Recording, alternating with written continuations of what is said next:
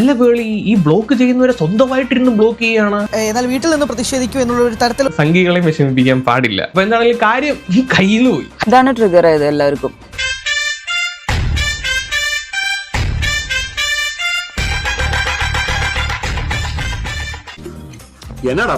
പലരും പോസ്റ്റ് ഇട്ട് വന്നെങ്കിലും കേരളത്തിൽ നിന്ന് എയറിലേക്ക് പോയത് നമ്മുടെ സ്വന്തം പ്രിയങ്കരിയായ പേളിമാണിയാണ്.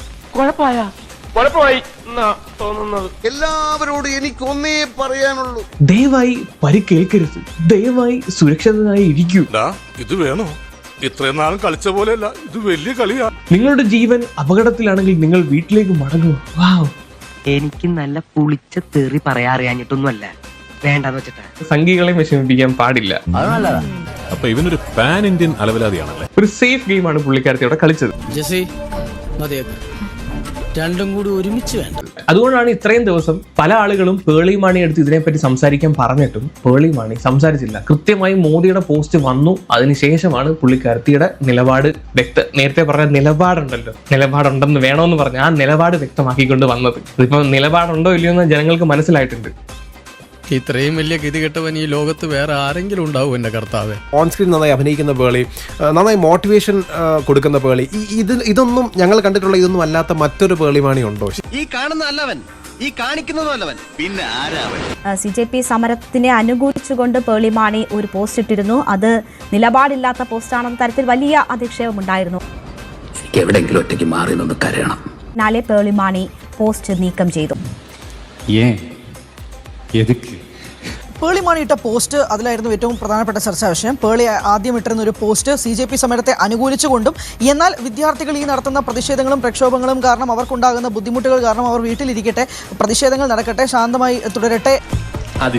നിന്നെ ഇതിനൊന്നും കൊള്ളുകയില്ലെന്ന് നീ വീണ്ടും വീണ്ടും തെളിയിച്ചിരിക്കുകയാണ്. എന്നാൽ വീട്ടിൽ നിന്ന് പ്രതിഷേധിക്കൂ എന്നുള്ള ഒരു തരത്തിലൊരു ടോൺ പേളിമാണിയിൽ ഉണ്ടായിരുന്നു. അതാണ് ലോകം.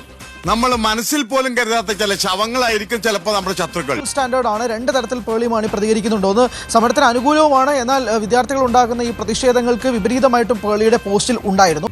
ഉപദേശവും രണ്ടും കൂടി ഒരുമിച്ച് വേണ്ട. കയ്യിൽ നിന്ന് പോയി കഴിഞ്ഞാൽ പിന്നെ പറഞ്ഞിട്ട് കാര്യമില്ല. പ്ലസ് പേളി തന്റെ രാഷ്ട്രീയ നിലപാട് ഊന്നി പറയുന്ന ഒരു സാഹചര്യം, പ്രത്യേകിച്ച് CJP പ്രൊട്ടസ്റ്റുമായി ബന്ധപ്പെട്ട ഈ ഫേവറേറ്റ് കളർ സാഫ്രൺ എന്ന് പറയുമ്പോഴേക്കും അങ്ങനെ വർഷങ്ങൾക്ക് ശേഷം BJP അനുകൂലിയാണ് പേളി എന്ന രീതിയിൽ വരെ ഫേസ്ബുക്കിൽ പോസ്റ്റുകൾ നിറയുന്നുണ്ട്. വളരെയധികം ഹേറ്റഡ് ക്യാമ്പയിനും പേളിക്കെതിരെ നിറയുന്ന ഒരു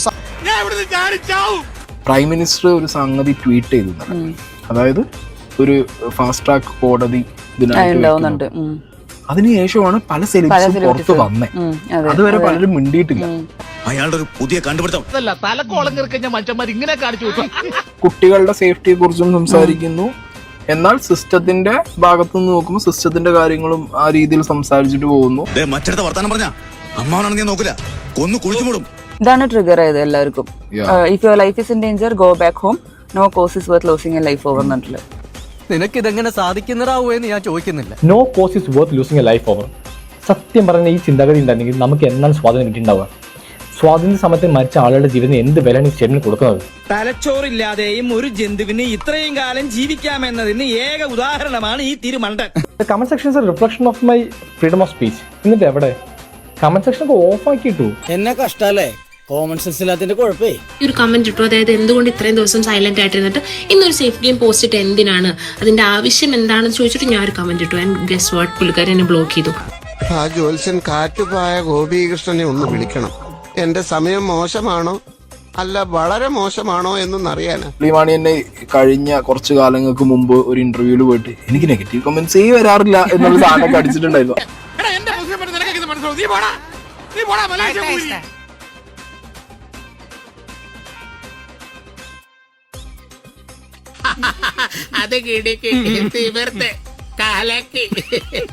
അപ്പൊ എന്താണെങ്കിലും കാര്യം കയ്യിൽ നിന്ന് പോയി. അല്ല പേളി, ഈ ബ്ലോക്ക് ചെയ്യുന്നവരെ സ്വന്തമായിട്ടിരുന്ന് ബ്ലോക്ക് ചെയ്യാണ്. അപ്പൊ ഓക്കെ, ഇതിന് നല്ല അടിപൊളി വെടുക്കട്ടമായിട്ട് വീണ്ടും കാണാം.